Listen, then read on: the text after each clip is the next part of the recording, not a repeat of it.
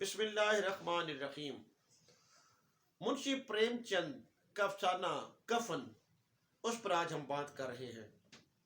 منشی پریم چند کا افسانہ کفن اردو ادب کے مشہور افسانوں میں سے ایک ہے۔ میں اس سے پچھلی قسط میں پریم چند کی یہ کہانی کفن مکمل طور پر بیان کر چکا ہوں۔ افسانہ کفن کا فنی جائزہ لینے سے پتہ چلتا ہے کہ اس افسانے میں منشی پریم چند نے کتنا زیادہ خون جگر صرف کیا ہے۔ اگر اس افسانے کی کہانی دیکھی جائے تو شروع سے لے کر آخر تک بالکل گتھی ہوئی کہانی ہے، اور اس میں کہیں بھی ہمیں جھول نظر نہیں آتا۔ بہت طویل افسانہ نہیں ہے، بالکل مختصر افسانہ بھی نہیں ہے۔ ہاں، اس کے اندر افسانہ پن موجود ہے، اور اس کہانی کے اندر جان ہے۔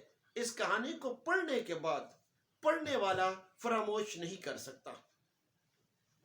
افسانہ کفن کے موضوع یعنی کہانی اور اس کو عنوان آپ دیکھیے کہ محض کہانی کے اندر ہی کفن نہیں ہے، بلکہ اگر معاشرے کی کفن کو دیکھا جائے، ان گھیسو اور مادھو کی بے حسی، بدیا کا مر جانا درد ذہ کی تکلیف میں، اور پھر معاشرے کے اندر وڈیرا شاہی کا نظام، اس میں کسان کی زندگی، اس میں چماروں کے خاندان کی یہ چماروں کی زندگی، اس تمام جب ہم معاشی اور معاشرتی نظام کو دیکھتے ہیں تو ہمیں ایسا لگتا ہے کہ یہاں بھی کفن موجود ہے۔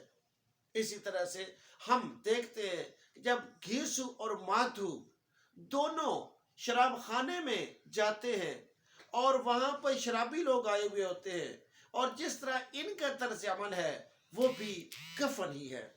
اور پھر جب گھیسو اپنی جوانی کا زمانہ یاد کرتا ہے، جہاں وہ بتاتا ہے کہ وہ ایک بڑے وڈیرے کی شادی پر گیا تھا اور وہاں پر کیا کیا کھانے پینے کو تھا، تو وہ دیکھتا ہے کہ چماروں پر تو کفن پڑا ہوا ہے، گویا کہ یہ مرے ہوئے ہیں۔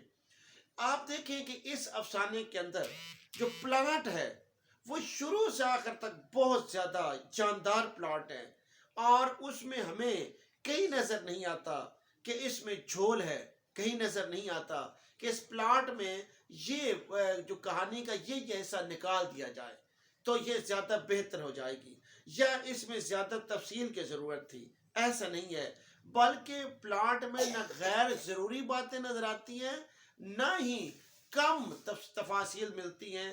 جس طرح ایک پلاٹ کی بنت ہونی چاہیے تھی، اس میں ہمیں ویسی پلاٹ کی بنت نظر آتی ہے۔ آپ اسی افسانے میں منظر نگاری دیکھیے، جہاں گھیسو اپنے ماضی، اپنی جوانی کی طرف لوٹتا ہے اور بتاتا ہے کہ کس طرح اس نے ایک امیر آدمی، ایک جاگیردار، ایک وڈیرے کی شادی پر دعوت اڑائی تھی۔ وہاں دعوت کا جس طرح وہ فردن فردن بیان کرتا ہے، مکمل جزیات نگاری وہاں ملتی ہے، اور وہ جزیات منظر کے نگاری میں بدل جاتی ہیں۔ اسی طرح پریم چند جہاں بتاتے ہیں کہ گھیسو اور مادھو کس طرح سے کمایا کرتے ہیں، اور 3 دن وہ جب انہیں 3 دن تک فاقہ آ جاتا ہے تب وہ کمانے نکلتے ہیں۔ گھیسو لکڑیاں توڑ کر لاتا ہے، وہ پورا جو بند ہے، پورا پیراگراف ہے، پورا اقتباس ہے، اس پورے اقتباس کے اندر کمال کی منظر نگاری کی گئی ہے، اور دستویفسکی کی طرح مکمل طور پر ہم دیکھتے ہیں کہ وہاں پر جزیات نگاری موجود ہیں۔ ہمیں اس افسانے کے اندر بار بار جزیات ملتی ہیں، یہاں پر جزیات نگاری کا بہترین مظاہرہ ملتا ہے۔ ہمیں اس افسانے میں باقاعدہ طور پر منظر نگاری نظر آتی ہے۔ اسی افسانے میں آپ دیکھیے کہ تشبیہات بڑی انوکھی استعمال کی گئی ہیں، کہ جیسے ان کے گھر میں کچھ نہیں تھا، جیسے چیل کے گھونسلے میں ماس، بڑی ڈیفرنٹ قسم کی یہ جو اس میں تشبیہ آئی ہے۔ اس طرح 2 اور تشبیہات موجود ہیں اس میں۔ ہم کردار، اچھا ایک اور کرداروں سے بھی پہلے میں چاہوں گا یہ بات کروں کہ افسانے میں مکالمہ یہ بھی بڑا امپورٹنٹ ہوتا ہے، اہمیت کا حامل ہوتا ہے۔ ہم دیکھتے ہیں گھیسو اور مادھو کے درمیان جو مکالمہ ہے، اور اس کے بعد جو وڈیرے اور گھیسو کے درمیان مکالمہ ہے، یہ بڑا جاندار ہے۔ یہ شروع میں جب وہ اپنی کٹیا کے باہر بیٹھ کے آلو بنے ہوئے آلو کھا رہے ہوتے ہیں، وہاں پر ان دونوں کا مکالمہ ہے، گھیسو اور مادھو کا۔ پھر شراب خانے کے اندر گھیسو اور مادھو کا مکالمہ۔ پھر جب وہ زمیندار کے پاس جاتا ہے اور وہاں پر جو مکالمہ ہے، ان مکالمات کو آپ دیکھیے، کمال کے مکالمے ہمیں ملتے ہیں، مختصر، جاندار، بامعنی، اور بے حد اعلیٰ قسم کا ہمیں وہاں پر مکالمہ نظر آتا ہے۔ تو مکالماتی انداز کو اگر دیکھا جائے تو اس حوالے سے بھی یہ کہانی بڑی کمال کی ہے، یہ کہانی بڑی جاندار ہے۔ ہم دیکھتے ہیں کہ جب ہم اس افسانے کا مطالعہ کرتے ہیں تو اس کے مطالعہ کرتے کرتے اس میں جو اس کی کردار ہے، گھیسو کا کردار اور مادھو کا کردار، ان پر جب ہم غور کرتے ہیں، بدھیا کے کردار، جیسا کہ مشرقی عورت ہوتی ہے، جیسے مشرقی خواتین ہوتی ہیں، بدھیا کاملاً ایک ایسا ہی کردار ہمیں نظر آتا ہے، جو بڑی ہی باوفا ہے، جو بڑی محنت شعار ہے، اور 1 سال پہلے وہ مادھو کی زندگی میں آئی ہے، اور حقیقت یہ ہے کہ یہ مزید کام چور ہو گئے۔ وہ آٹا کہیں سے گندم لاتی ہے، پیستی ہے، اور لوگوں کی گندم پیستی ہے، ایک سیر آٹا اکٹھا کرتی ہے اور ان کو بھی کھلاتی ہے، اور کبھی گھاس کاٹتی ہے، کبھی گھاس چھیلتی، اس نے لکھا ہے پریم چند نے، مختلف اور کام کرتی ہے، اور محنت مزدوری کرتی ہے، اور ان دونوں کا اور اپنے پیٹ کا دوزخ بھرتی ہے۔ یہ لوگ زیادہ کام چور ہو جاتے ہیں۔ آخری رات جب وہ تڑپ رہی ہے ایسے، اس وقت بھی شکایت کسی سے نہیں کر رہی ہے، وہ تڑپتی تڑپتی اپنی جان دے دیتی ہے، لیکن اس نے نہ کوئی چلائی ہے، نہ اس نے کسی پر آواز کسا ہے۔ جیسا کہ مشرق ایک عورت ہوتی ہے، ایسے ہی یہ عورت ہمیں نظر آتی ہے۔ گھیسو اور مادھو دونوں انتہائی کام چور کردار ہمیں اس کے اندر بیان کیے گئے ہیں۔ یہ پریم چند بتاتا ہے کہ یہ چماروں کا خاندان ہے، اور یہ دونوں چمار ہیں، اور یہ معاشرے کے سب سے گرے پڑے ہوئے کردار ہیں۔ اور جب معاشرے کے اندر کوئی کردار حد سے زیادہ گر پڑ جائے، جب کوئی کسی کاسٹ کو اس کی گالی بنا دیا جائے، اس کے پیشے کو اس کی گالی بنا دیا جائے، تو اس کے اندر جو حساسیت ہے، جو سینسیٹیوٹی ہے، وہ ختم ہو جاتی ہے، اس کے اندر احساس ختم ہو جاتا ہے۔ ہم دیکھتے ہیں کہ اس افسانے میں جو بدھیا ہے، اس کا بھی ان کو احساس نہیں رہا۔ یہ کسی کے گھر کہاں جاتے ہیں، لوگ ان کو گالیاں بھی دیتے ہیں، وہاں یہ چوریاں کرتے ہیں، وہاں پر کام چوری کرتے ہیں۔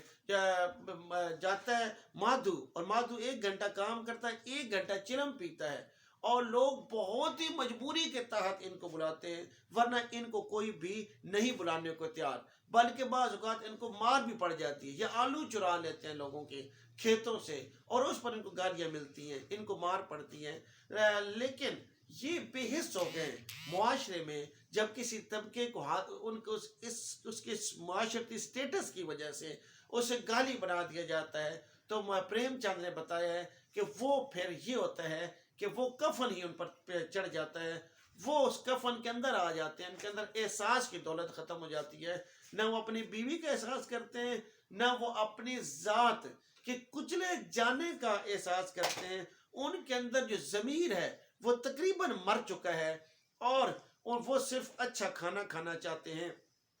وہ چونکہ ایک طرف جاگیردار کا تفاوت دکھایا جاتا ہے، اس کی شادی پر کیا کچھ ہے، اور دوسری طرف گھیسو کو زندگی میں ایک ہی دفعہ اچھا کھانا ملتا ہے، اسی طرح مادھو کو جو ہے وہ کھانا اس نے ابھی تک ایسا کھایا ہی نہیں ہے، اور 5 روپے جب یہ اکٹھے کر کے لاتے ہیں اس کے کفن کے لیے اور لکڑیوں جلانے کے لیے، تو وہ اس کو معاف کیجیے گا، اس کو یہ لے کر آتے ہیں، اور اس کو بھی یہ اڑا جاتے ہیں، کھا جاتے ہیں۔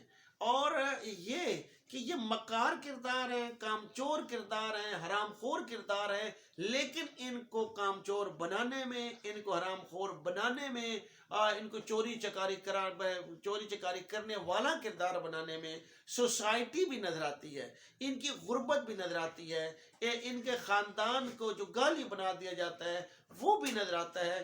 ہمیں ان کرداروں کے پس پردہ بہت سے عوامل نظر آتے ہیں کہ ان کو کسی صورت بھی ہمیں نظر آتا ہے کہ ان میں یہ جو مسائل ہیں، یہ جو مصائب ہیں، یہ ہمیں ان کے ہاں حد سے زیادہ دکھائی پڑتے ہیں۔ یسوع اور مادو سے زیادہ ہمیں کیسا کردار نظر آتا ہے کہ جو زیادہ مکار ہے، جس نے معاشرے کو اور جو معاشرتی اصول ہے ان کو زیادہ دیکھ رکھا ہے، ان کی زیادہ سے پرکھ ہے۔ جب وہ کہتا ہے کہ اگر اس کو جو ہے کفن نہ، مادھو پریشان ہو کے کہتا ہے کہ اگر کفن اس کو نہ ملا یا اس کے کفن دفن کیا ہوگا، تو یسوع کہتا ہے کہ پریشان ہونے کی ضرورت نہیں ہے، اسے کفن اس سے بھی بہتر ملے گا، اور اگر ہمیں دوبارہ 5 روپے مل جائیں اور ہم اسے آ کے یہاں اڑائیں تو تیسری دفعہ بھی اس کو جو ہے وہ کفن مل جائے گا۔ تو یہ بہت بڑی حقیقت ہے کہ زندگی میں لوگ جیسے بھی سلوک کرتے ہیں، مرنے کے بعد لوگ اس میت کے ساتھ بہتر اور بہترین سلوک کرتے ہیں۔ زندگی میں انہیں کوئی ایک چونی دینے کو تیار نہیں ہے، یہ قرض کے نیچے لدے ہوئے، اور اس کے باوجود اب مزید ان کو کوئی قرض نہیں دیتا ہے، کوئی دیتا بھی ہے تو احسان کرتا ہے۔ اور یہ جو ہے ایک ایسے کردار ہیں کہ جن کو ہم کہہ سکتے ہیں کہ بڑے کمال کی کردار ہے۔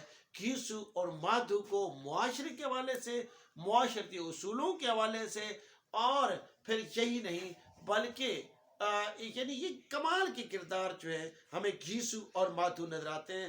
بدھیا کے اندر ایک مشرقی عورت کا کردار ہمیں نظر آتا ہے۔ یہ اس افسانے میں افسانہ پن کاملاً موجود ہے، بہت اعلیٰ پائے کا افسانہ ہے جو پریم چند نے لکھا ہے۔ ایسے ہی اسے ادب کے اندر بلند مقام حاصل نہیں ہے۔